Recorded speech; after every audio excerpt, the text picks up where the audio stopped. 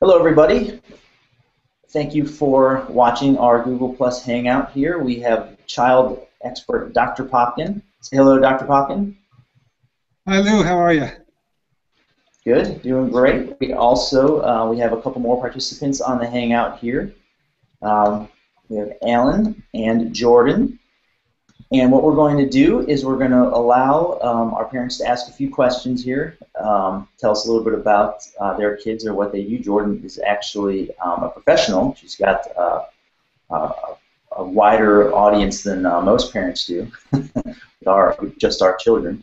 So what I'm going to do actually is for our first question, Dr. Popkin, Stephanie Bundy was supposed to be on the call, but she's having some technical issues. So, Stephanie, we're sorry you can't be here, but we're going to read your question anyway and allow the doctor to respond. So, Stephanie asks, I'm starting to see my child compromise her previous values in little ways around her friends. I believe this is a red flag for behavior that might lead to smoking. How do I address this? Dr. Popkin? Okay, well, if Stephanie was here, I'd probably ask her in what ways that she's seeing her daughter compromise her values. But I guess it doesn't really matter because kids will change their values throughout their lifetimes, not just as children, but particularly as preteens and teenagers. What you hope is that you can lay a solid foundation of character traits as they grow up that they can fall back on after they try on new behaviors, new attitudes, new values. But if you can instill in them a certain sense of responsibility and cooperation, respect of others, and some of those core values, they'll be able to fall back on that. But you have to expect that, particularly as they get to be preteens, when the desire to belong and be part of a peer group outweighs the desire to please mommy and daddy anymore, that they're going to try on some of these new values. And what we want to do as parents is really keep those lines of communication as open as possible during that period. And they're not going to be wide open because that's just not the nature of teens to share everything on their mind with us. But if we are able to develop some good communication skills where we can talk to them without coming across as too judgmental, without saying things that block communication, that turn them off, that criticize and belittle them in some way, they may share enough of it that we can sit in and talk about different kind of value choice situations. What do you do when? I noticed, for instance, you might say something like, I've noticed that one of your friends seems to be putting a lot of pressure on you to dress in ways that maybe you wouldn't normally dress in, or you know that they're encouraging you to smoke a cigarette or something. If you've got a good open communication, you can at least talk to them about this and talk to them about what choices they can make and what to do about it. If you not develop that kind of open relationship, then you're going to be kind of out there in left field without much ability to influence them other than discipline. And discipline isn't necessarily the best way to influence a kid when it comes to value choices. So that's my first cut at that. But if the two of you have some other ideas, we can talk about it a little bit and see what else might come out of it. Thanks, Dr. Popkin. Good answer, much appreciated. Once again, Stephanie, sorry that you can't be here. I hope that answer helps. Let's go on to Alan real quick. Alan Buck, say hello real quick. Hey, hello, how are you? Good, Alan, how are you? Very good. I got two young kids. They're not quite preteens yet, but okay. How old are they? I try to be a very involved parent, and my wife and I were wondering if there's any proactive things you could do to help them get to that age. Help them get into adolescence? Yeah, because my brothers have got kids that are teens, and we've got friends that have older kids, and most of them are good, but we see some that typical preteen behavior and stuff, and we just want to know if there's anything proactively we could be doing to help guide her along to get to those years. If parents that have kids that age, they say to themselves, oh, if I could go back when they were this age, I would do this. Are there any things that you would suggest now? Yeah, absolutely. In fact, you used one of my favorite words, proactive.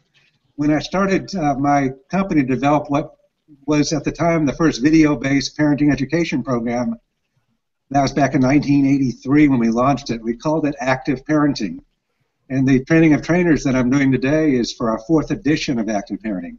But our whole philosophy is we want parents to be proactive. We want them to lay a foundation that enables their kids. And we really go back to the purpose of parenting. What are we trying to accomplish as parents? And the way we state that is that our purpose is to help protect our children and prepare them to survive and hopefully to thrive in the kind of society in which they're going to live. And we hope they're going to live in a free, democratic society like we have right now. So we have to ask ourselves what kind of qualities, what kind of character traits we need to instill in them, and the younger the better, so that they can navigate, through life in a democratic society. So we really come down in active parenting with 5 key character traits that we want to instill in our kids. And if we're successful in doing that when they're young, they can have a whole lot better chance of staying afloat when they're in middle school and teen years. Those qualities are responsibility, that's making choices and accepting the consequences of those choices. Cooperation, being able to work with others, being able to give and take, starting with mom and dad, but also friends, and then eventually, hopefully, a partner or spouses later in life. Mutual respect is a big one in our society. Everybody expects and has a right to be treated respectfully. So again, teaching that at home, that you treat us respectfully, we treat you respectfully, you need to treat other people respectfully as well. Courage is a 4th one. A democracy or a free society allows us a lot of choice, a lot of opportunity, but if we don't have the courage to take a risk because we're afraid of what will happen or we're afraid of failure, then people hold back and don't really make the most of their opportunities. So we want to try to instill a foundation of courage in kids. And the 5th quality we stress in active parenting is a little bit of self-esteem. Not the kind of self-esteem that is just tied to your achievements and your successes, but that core self-esteem that comes from knowing that you're doing your best, that your parents love you, that you're capable of succeeding and learning, and that if you fail, you got enough to get back up and try again. So we don't go overboard with self-esteem, but you got to have a little bit of it, or you don't get that courage that you need in order to take a reasonable risk. So what do you do as parents of young kids? Well, there's a whole series of skills you can use, from discipline skills that teach responsibility, communication skills that teach cooperation and respect, family enrichment activities that build a positive relationship with your kids. All that stuff is really important. But unfortunately, what happens is parents so often in our society are left trying to figure it out for themselves. Maybe a little bit from what their parents did, a little bit of the opposite of what their parents did. Yeah, I would say the opposite. Yeah, sometimes the opposite, yeah. What we try to do is to encourage parents to treat parenting like any other job in our society that's both challenging and important, and take a little time, like you're doing today, to learn a little bit more of the skills that enable you to instill those kind of qualities, while you also solve the day-to-day problems that come up, whether it's a bedtime or homework or what have you. But within the bigger picture of, I'm not just trying to get my child to do his homework, I'm trying to get him to be responsible for his behavior and his future. And that's the bigger picture. So I always come back to advocating, to try to go to websites like Real Parents, Real Answers, and do a little self-study and learning, and hopefully also take a parenting education course at some point, whether it's an active parenting course or another good parenting education course. They can really help parents fine-tune their parenting skills and prepare for the day when their kids are going to be offered tobacco and drugs and opportunities for reckless sexuality, even crime. So those things are coming down the pike. Yeah, I know. Those things are coming down the pike, but hopefully we will prepare them to withstand some of those challenges and make good choices. And when they don't make good choices, and kids won't always make good choices, to be able to recover from that, and learn something from the experience, and do better next time. Awesome. It's a long answer for a question that really would take a lot longer to answer thoroughly. That was a perfect answer. Thanks. Thank you. Lou, what else you got? Oops, I was muted. Thanks, Alan. That was great. Thanks, Dr. Popkin. Okay. Let's move on to Jordan right now. Jordan, say hello and tell us a little bit about what you do. Okay, my name is Jordan, and I'm actually from Nebraska. I am a family engagement specialist with Kearney Public Schools. Great. And I want to thank Lou and Real Parents, Real Answers for letting me ask my question. And hello, Dr. Popkins. Hello, Jordan. Okay, so my question is, how do you sustain courage and self-esteem in a child who is continuously being bullied at school? Continuously bullied. Yeah, I was thinking about bullying a lot recently. I actually heard a sermon not long ago, and the minister was sharing an experience he had as a child himself at 8 years old.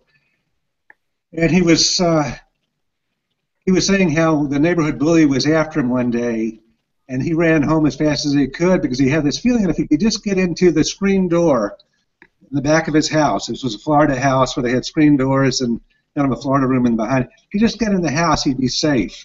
And so he managed to outrun the bully to his house, but just as he got to his screen door, he looked up and saw his father locking the door. And the bully caught up with him and kind of punched him out a little bit, and then, went home. And his dad then opened the door, and all his dad said was, "That was to teach you a lesson." And the question is, what was the lesson Dad was inadvertently teaching him? And what this minister said was, he taught me that I couldn't count on my dad, that he wasn't going to be there to protect me, and I was kind of on my own. And while that might have made him a tougher, man growing up, it also didn't make him very good at depending on others and being able to have an interpersonal relationship with a lot of people. He had to go back and undo a lot of that stuff. So a big part of our job, as I mentioned a minute ago, is to protect and to prepare children to survive and thrive in the kind of society in which they live. Well, sometimes that protection is in conflict with our desire to prepare them for independent living on their own. So the dad probably had his heart in the right place. I want to prepare my child to handle bullies. But the way he did it was by neglecting his other responsibility, which was to protect his child from what might have been a severe beating or severe bullying.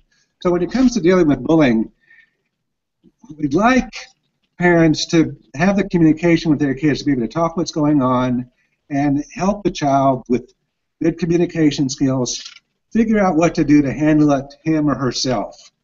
But sometimes that bullying, it's an older kid and the bullying is more severe and goes on, that child can't handle it himself. There's too big an age disparity or too big a power disparity, and the parent needs to intervene. So that's a tough call for parents to make. And if you're working with parents, you need to ask a lot of questions to help them figure out, is this something that the child, with a little bit of coaching and a lot of support and talking about what to do — we model that in some of our video programs — that the child can actually go out and deal with it themselves. But other times the parent needs to pick up the phone, call the teacher, call the principal, get involved and let them know what's going on. Most schools these days are very alert to the problem of bullying and will get involved. They have no bullying policies, and they'll take appropriate action.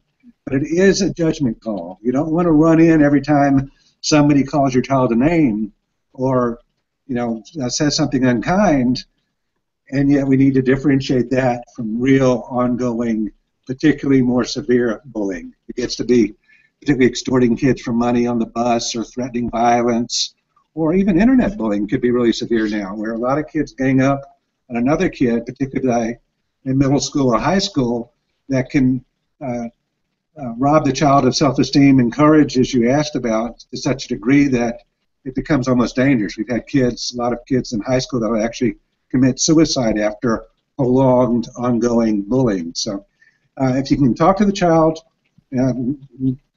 about the nature of the problems and what they can do, and also put it in perspective that very often it's the bully that has the real problem, but you've got to be able to recognize that. And he may call you names and say things to you that have a grain of truth in it, but you've got to be able to figure out a way to know that that's not the big picture, that there's a lot more to you than what the bully says about you. But that can take a good bit of talking and support, and that may not even be enough. So there are times when you have to engage and intervene. What's your thoughts of it, Jordan? I was just thinking that it's such a fine line, because you want to protect their independence, but you also want to protect their safety. So, where do you draw that line? Yeah, and I think you have to, that's where you really have to be able to know the child. How badly is it affecting him or her? What strengths do they have to call on? one of the things that deters bullying quite a bit are friends. If you've got a peer group of friends that can help you with the bully, then that's a real resource. If you're a loner and you don't have friends and you haven't made friends, well, bullies go sometimes for that lone wolf or that outlier. So you need to really know the child you're talking to and really get a sense of, is this something that they can be expected, a little coaching and support to handle, or is this spinning out of control where it could actually get dangerous? So there's no one answer fits all for that situation, but I think you're wise to be aware of the situation and to intervene if you think there could be a need. Yeah, that's helpful. Thank you. Yeah, and sometimes talking to the parents, by the way, if it's not your child, and you can talk to the child's parents, they may have a broader picture of what's going on and what kind of support that child's needs in order to handle it. Okay, thank you. Sure, thanks for asking. Great. Thanks, Jordan. That was excellent. We have a little bit more time. I want to ask a question from another Jordan Howard, who submitted this through our through the Hangouts page when we started sending this out not too long ago. And this one's about co-parenting. And this one says, Jordan asks, how can co-parenting impact a child's self-esteem? And how can we make sure we don't negatively impact it? Dr. Popkin? Sure. And co-parenting, for those that don't know, means parenting after divorce. So you've got two parents both parenting the child, but from separate homes or apartments. And that's a really good question because it's fraught with pitfalls. You ideally, and we actually have a program that I didn't write, but we published called Cooperative Parenting and Divorce, which is designed to help parents move from conflict and animosity to more of a business-like relationship, where your goal in your new business is no longer romantic, sexual, but your new business now is to help raise these two children. And if we can get parents to put aside their anger and their resentment and heal a little bit from that, then they can become very effective co-parents with the idea that we're going to coordinate to help these children or child, develop into healthy individuals. Dr. Popkin, your connection's going in and out a little bit. I think we may have lost you. Try to get a view can be corrupt. Oh. Very harmful. So, the number one thing is you've got to be able to heal enough to put that aside. Little things, for example, some of which I learned when we published this program is don't put the child in the middle. Don't ask them to carry notes back and forth, particularly notes that have bad news. No, you can't have them on Saturday. Saturday's my day. You don't want your child to be in that situation where they're taking one bad news from one parent and giving it to the other parent, and they're kind of caught in the middle of the fallout from that second parent. Another common pitfall when it comes to co-parenting.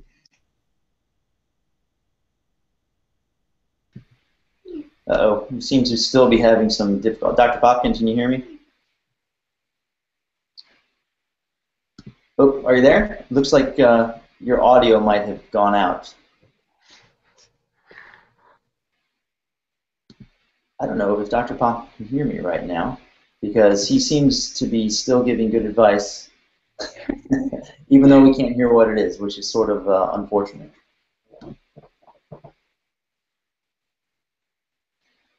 Well, if we can't get audio back, and obviously since we're not parenting experts, we can only imagine what he's saying right now, we may have to end the Hangout a little bit early. Dr. Popkin, can you hear me? Bad connection. Well, Jordan, thanks for your question. Thanks for participating. Alan, also, thank you very much appreciated. Let's give Dr. Popkin. Thank you. Let's give him one more test here. I think we might have lost his video feed as well. Looks like we may have. Dr. Popkin? Yeah, bad internet connection. Well, unfortunately, without Dr. Popkin's expert advice, we really can't continue the Hangout. But thank you very much to our participants. We'll probably do another one of these in the fall, maybe in the winter. And thanks very much, folks. Everybody have a good day.